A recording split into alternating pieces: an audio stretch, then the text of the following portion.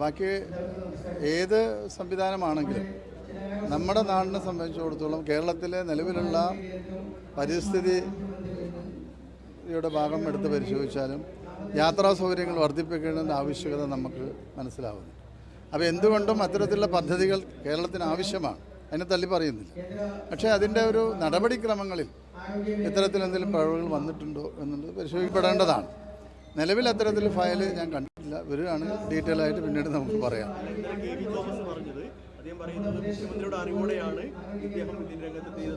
നോക്കൂ, ഇതുമായി ബന്ധപ്പെട്ട് സ്പീഡ് റെയിൽ എന്നുള്ളതല്ല, മറ്റൊരു സംവിധാനം നമ്മൾ ആലോചിച്ചുകൊണ്ടിരിക്കുകയാണ്. അപ്പോൾ അതുമായി ബന്ധപ്പെട്ട് എനിക്ക് തോന്നുന്നു മെട്രോ സംവിധാനം ആയതുകൊണ്ട് അത് മുഖ്യമന്ത്രിയുടെ ചുമതലയിലാണ്. റെയിൽ പദ്ധതികൾ, മറ്റുള്ള എല്ലാ റെയിൽ പദ്ധതികളും വരുന്നത് നമ്മുടെ വകുപ്പിലാണ്. അപ്പോൾ എന്തുകൊണ്ടും ഇത് ബഹുമാനപ്പെട്ട മുഖ്യമന്ത്രി നേരിട്ട് നോക്കുന്നതാണ് മെട്രോ.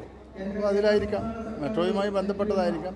പക്ഷേ ഹൈസ്പീഡ് കോറിഡോർ എന്നുള്ളത് സ്വാഭാവികമായും റെയിൽവേ നടത്തുമ്പോൾ അത് നമ്മളിൽ വരേണ്ടതാണ്. പക്ഷേ അതിലെങ്ങനെയാണ് ശ്രീധരൻ അവരുള്ളത് ഏൽപ്പിച്ച് എന്ന് എനിക്കറിയില്ല. പക്ഷെ എന്തായാലും ആരെ ഏൽപ്പിച്ചാലും അത് കേരളത്തിന് ഗുണകരമാവുമെങ്കിൽ അത് നടക്കണമെന്നുള്ളത് തന്നെയാണ് നമ്മളൊക്കെ തന്നെ ആഗ്രഹിക്കുന്നത്. അത് ഒരു ജനപ്രതിനിധി എന്നുള്ള രീതിയിലും കേരളത്തിലൊരു പൗരൻ എന്നുള്ള നിലയിലും നമ്മൾ ആഗ്രഹിക്കുന്നത് പുതിയ പദ്ധതികളുണ്ടാവണം. എത്രയും വേഗത്തിൽ ജനങ്ങൾക്ക് യാത്ര ചെയ്യാനുള്ള സൗകര്യങ്ങളുണ്ടാവണം. കേരളത്തിൽ അല്ല, നിലവിൽ റെയിൽവേയുടെ ചുമതലയുള്ള മന്ത്രി എന്നുള്ള രീതിയിൽ എനിക്ക് വരേണ്ട ഫയൽ ആയിരുന്നെങ്കിൽ എനിക്ക് വരേണ്ടതാണ്. പക്ഷെ ചിലപ്പോൾ മുഖ്യമന്ത്രിക്ക് പോകേണ്ട ഫയലായതുകൊണ്ട് ചിലപ്പോൾ മുഖ്യമന്ത്രി പോയിട്ടുണ്ടാവും. പറയുന്നു ചിലപ്പോൾ ഉണ്ടായിരിക്കാം.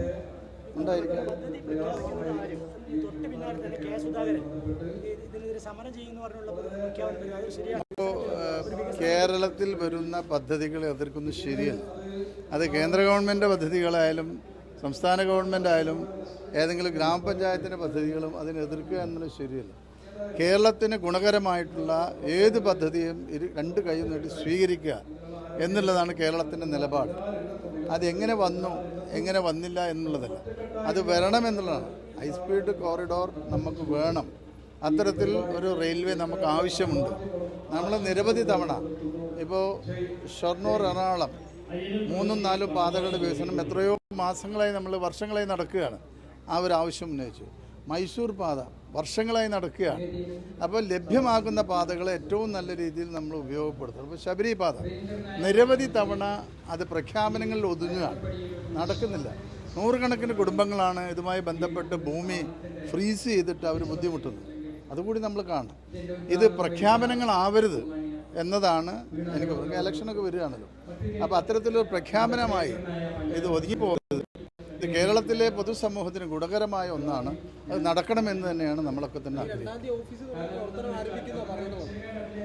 പൊന്നാനിയിൽ കൂടി റെയിൽവേ സംവിധാനം വരട്ടെ, അത് ഓഫീസിൽ വരിക എന്ന് പറയുമ്പോൾ അങ്ങനെയാണ്. അനുവദിച്ചു കഴിഞ്ഞു.